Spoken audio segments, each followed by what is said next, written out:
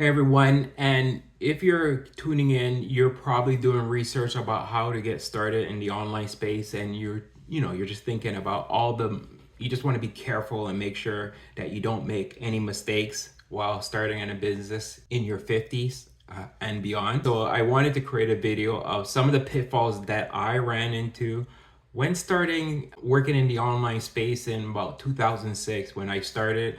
And I'm a person that I just jump in both feet in. I don't think about what I realize. I don't plan ahead. I just jump in and then I'll figure it out over the course of learning.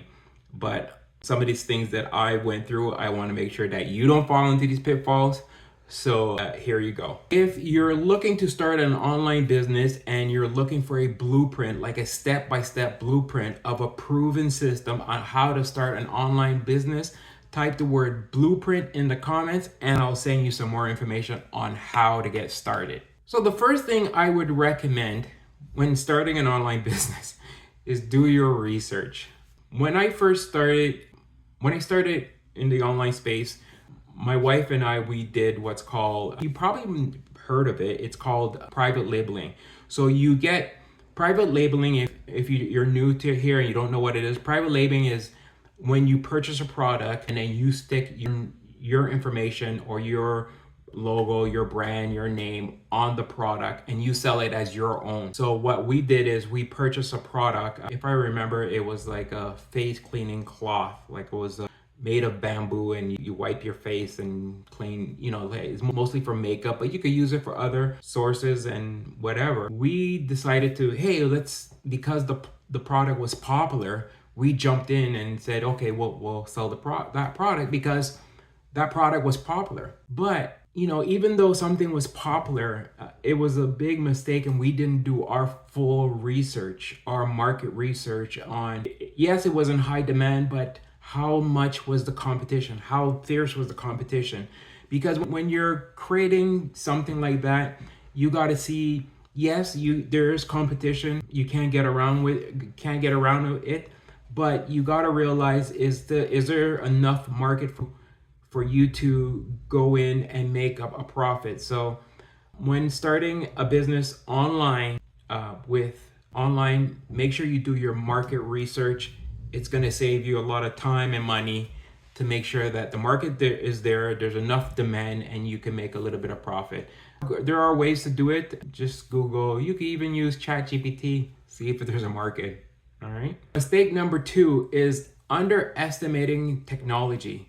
So one of the things that when I started, there's a lot of tools out there, and a lot of people will tell you, you don't need to purchase a product, a tool to help you. To be honest, it will make your life much easier. For instance, one of the things that I realize is that I didn't put money into like SEO tools that help you find what words to target. So like, let's say for instance, if I'm talking about gardening tools, like let's say the snippers, like the clippers to cut trees or whatever, or shrubs.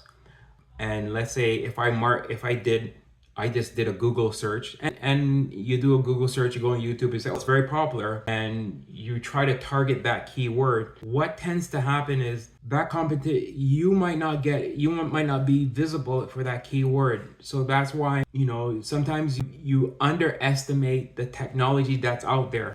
You can get a lot of tools for free. They're not as good, but you can get them for free to understand what people are searching for. What is something, people are searching for. But I also recommend when you are just starting out, see what tools are out there that you can use. It's very easy to find out which tools of, online entrepreneurs in our 50s, especially, that people are using, that you can use it to your advantage. I also recommend learning that tool. So like, let's say for instance, if I was going to use a tool to like the SEO tool, like which keywords are popular, I would do an in-depth research on how to use that tool effectively.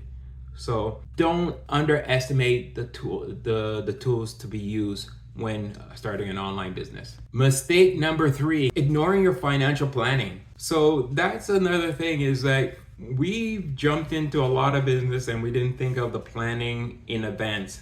There are some, just make sure when you're jumping into a business is that you have some sort of revenue to run your business, because a lot of people, they will do what's called bootstrap, meaning that they will fund their business. So you're not, when you're a small business owner like myself and my wife, one of the things is that what we really do is we front the bill. We don't get outside investors to help us fund our business. So make sure you understand your financial plan. Like, do you have savings? Because are you going to do this full time or are you going to do this part time? I do recommend is you still keep your current job and take some time to put into your business. So like, let's say, don't put all your eggs in one basket and say, I'm quitting my job tomorrow, and you don't have money to survive. So because a business does have a little bit of expenses, you can do it for free or you could do it at very low cost. But at the end of the day, you still need some money to, let's say, market research. Like before, I was talking about using a tool. Maybe use a tool, it's $10 a month. Or let's say you want to run advertisement, and make sure that you're not dipping into some other, putting stuff on credit. It's not worth it. Mistake number 4, not building a network of people to help you along the way. One of the things that I realize is no one's an island.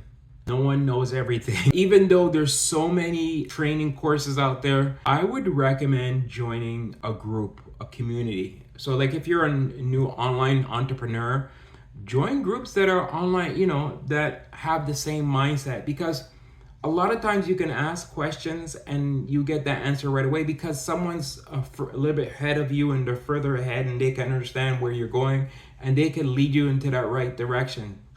Get mentors. And even if it's a virtual mentor, it doesn't have to be someone that lives in your city. Get a virtual mentor. It's going to save you, trust me, it's going to save you a lot of time when it comes to starting an online business. You don't have to worry about, hey, how come that didn't work? Because I fell into that pitfall. When I started my personal blog, I was like, okay, I can figure it out. I don't need to anybody. And, it was harder than I thought. And if I had a personal mentor to tell me how to do certain things, I would recommend doing that. So some of the businesses out there, they do have communities that come along with this. So our blueprint does have that has a community where you can ask any questions. That's what I love about it, is just that you can ask and you get your questions answered as soon as possible. And mistake number 5 is being afraid to fail. Now, even though I've given you some tips of stuff to avoid and join communities or, get some sort of training, one of the things is don't be afraid to fail. You probably are going to fail, but don't let those setbacks knock you off track of starting a business of your own. We failed, my wife and I, we started business, we lost some money. But we made money. But all the businesses that we've done in the past, I wouldn't change it for the world, because there's a lot of stuff that I've done now that I'm happy. So I'm not afraid to fail. One of the things that I've learned over the years, one of my things that I wanted to learn was how to edit videos.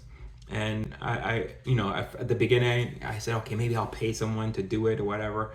But I was determined to learn how to edit films and videos. So I went out and did it. I just learned on my own. I failed. It didn't come out that right. It was, but I learned over time that, you go out there, you make the mistakes.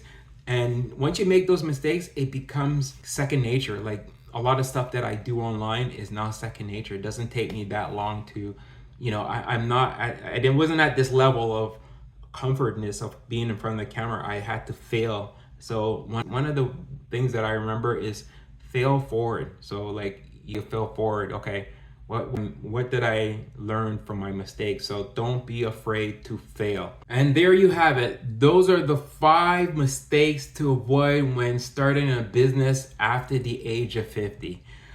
Let me tell you something. It's never too late to start chasing your dreams, even in your, in your midlife. But make sure you set yourself with that right mindset, and and get, go out there and build something for your own. You'll feel amazed when you start building an online business for yourself. And if you found anything of this video, you found any good information, please give me a thumbs up. Subscribe to my channel and hit the bell notification if you want to see when I upload a video, you're get notified right away. And if you want to learn more about how to start an online business, check in the comments below and I'll send you a free PDF on how to get started. Okay? Bye for now.